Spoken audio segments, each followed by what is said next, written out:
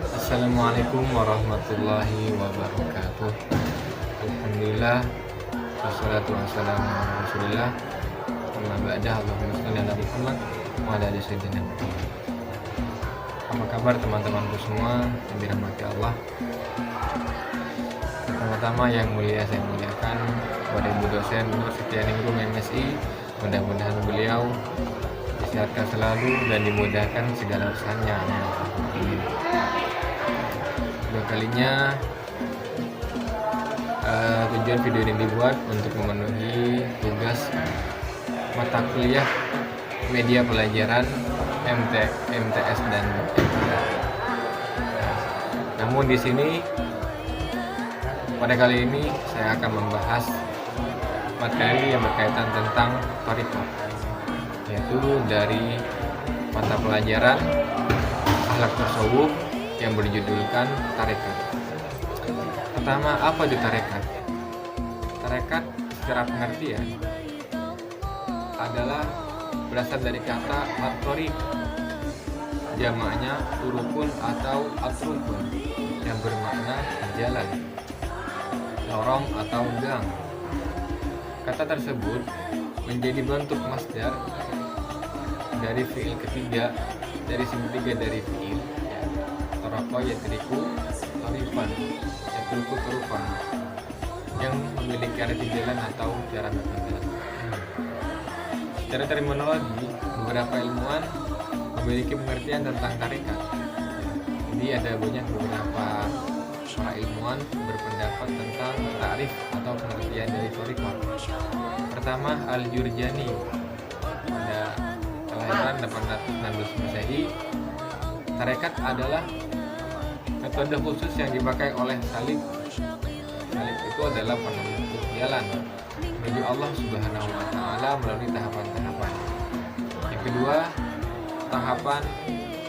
kedua, menurut Harun Nasution, tarekat adalah jalan yang harus ditempuh oleh seorang calon sufi agar ia berada sedekat mungkin dengan Allah Subhanahu wa taala. Dalam artian bahwasanya thariqah adalah sebuah jalan bagi seorang ingin sampai kepada Allah Subhanahu wa taala.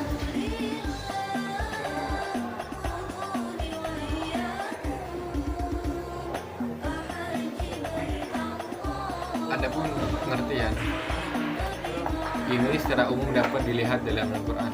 Bismillahirrahmanirrahim. Innal ladzina kafaru wa zalamu wa lam yakunillahu liyaghfir lahum wa la yahdiyahum tariqa la yasbiqun. Artinya sesungguhnya orang-orang kafir yang melakukan kezaliman, Allah sekali-kali tidak akan mengampuni dosa mereka dan tidak pula akan memberikan jalan kepada mereka.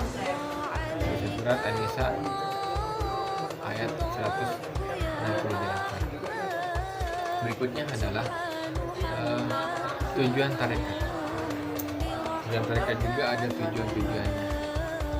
Tujuan tarekat adalah menggapai ridha Allah Subhanahu wa taala dengan membersihkan jiwa dan menjaga hawa nafsu untuk melepaskan diri dari berbagai bentuk ujub, takabur, riya dan juga dunia. Jadi tujuan pertama dalam tersebut adalah harapan ridha Allah Subhanahu wa taala. Dan ya, ketika Allah Subhanahu wa taala telah meridai langkah-langkah kita, maka akan semuanya berasa indah. Juga menghilangkan rasa takabur, bahwasanya kita sadar kita itu di dunia hidup karena Allah Subhanahu wa taala. Kita manusia itu tidak punya apapun, baik daya maupun kekuatan. Bagaimana kalimat Arab la haula wala quwwata illa billah, tidak ada kekuatan dan tidak ada daya kecuali kepada Allah Subhanahu wa taala. Berikutnya adalah unsur-unsur dalam thariqah. Di sini ada 6 unsur thariqah.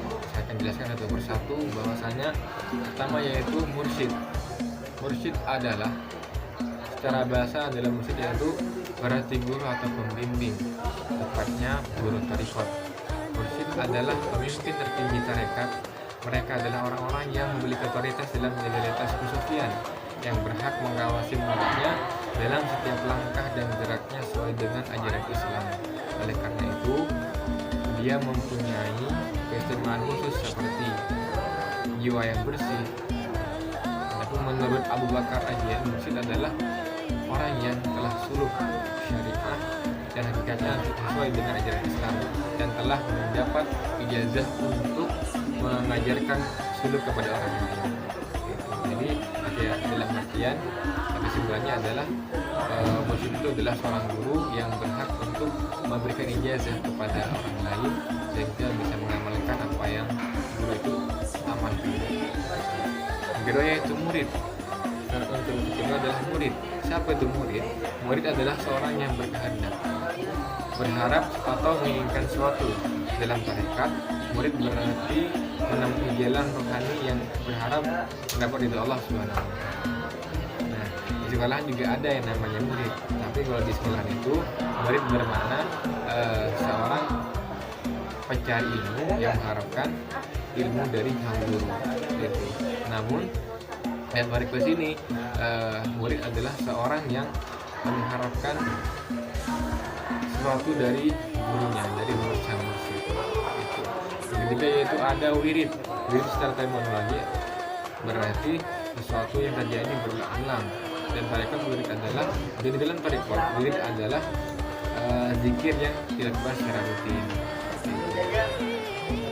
Nah, setahu saya di dalam tarekat Tijaaniyah itu ada juga wiridan seperti lazim subahan, lazim mas'an, dan juga wazifah. Lazim subahan ini berisi wiridan yang mana wiridannya itu ada 3 macam. Pertama istighfar 100, salat 100, dan juga la ilaha illallah 100 gitu. Yang keempat yaitu bai'at. Bai'at adalah perjanjian atau sumpah setia dari antara 2 orang atau lebih, 2 orang atau 2 pihak. Murid berjanji akan mengamalkan zikir yang diajarkan gurunya dengan sebaik-baiknya. Janji itu hakikatnya kepada Allah Subhanahu wa Ta'ala, bukan kepada mursyid. Gitu. Jadi bai'at itu adalah sebuah akad yang dilakukan oleh sang guru dengan sang muridnya dengan janji yang mana sang murid ini akan mengamalkan seperti yang guru amalkan. Berikutnya yaitu silsilah, yaitu mata rantai yang menghubungkan kesinambungan rohani di antara mursyid dengan mursyid sebelumnya sehingga sampai kepada mursyid tertinggi. Terakhir yaitu adab, berarti etika yang mengatur hubungan murid dengan sang mursyid. Adab merupakan kunci keberhasilan murid tarekat. Terakhir yaitu syarat-syarat. Terakhir yaitu merupakan sejarah perkembangan tarekat. Nah, di sini ada 3 macam, ada 3 bagian, yang mana abad ke-9 dan ke-10 Masehi itu disebut dengan tahap Hanakoh. Apa itu tahap Hanakoh? Itu pada abad ini banyak sekali muncul kelompok-kelompok kecil antara seorang guru dan sufi. Jumlah pengikutnya dalam sebuah organisasi yang tidak tetap dan masih longgar. Tarekat menjadi sebuah wadah sekaligus metode psikologi moral untuk membimbing praktis bagi setiap individu. Syekh menjadi mursyid yang dipatuhi jemaah. Komplementasi dan latihan-latihan spiritual dilakukan secara individual dan secara kolektif. Jadi pada masa itu tarekat masih belum berbentuk secara berorganisasi. Kedua yaitu abad ke-13 dan ke-14 Masehi disebut dengan tahap tarekat. Pada abad ini tarekat mengalami perkembangan pesat. Abad di mana terbentuknya ajaran-ajaran, peraturan-peraturan, dan metode tasawuf hingga muncul pusat-pusat yang mengajarkan tasawuf dengan silsilahnya masing-masing. Yang ketiga yaitu abad ke-15 Masehi disebut dengan tahap Taifah.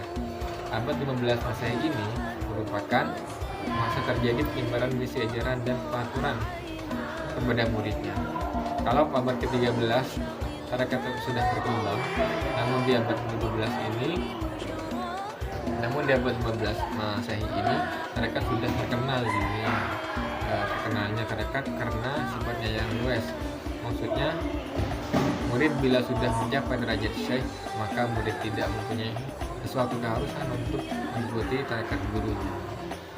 Seperti yang saya ketahui bahwasanya di dalam Indonesia, di dalam Nusantara itu ada di dalam dunia ini, di dunia ini terdapat 73 thariqah sebagai bedanya, yaitu thariqah Nasabandiyah, thariqah Syarifaiyah, thariqah Syariah, dan juga thariqah At-Tijaniyah. Mungkin ini yang kami sampaikan. Kurang lebihnya mohon maaf dan sebesar-besarnya. Wallahul muwaffiq ila aqwamit thoriq. Wassalamualaikum warahmatullahi wabarakatuh.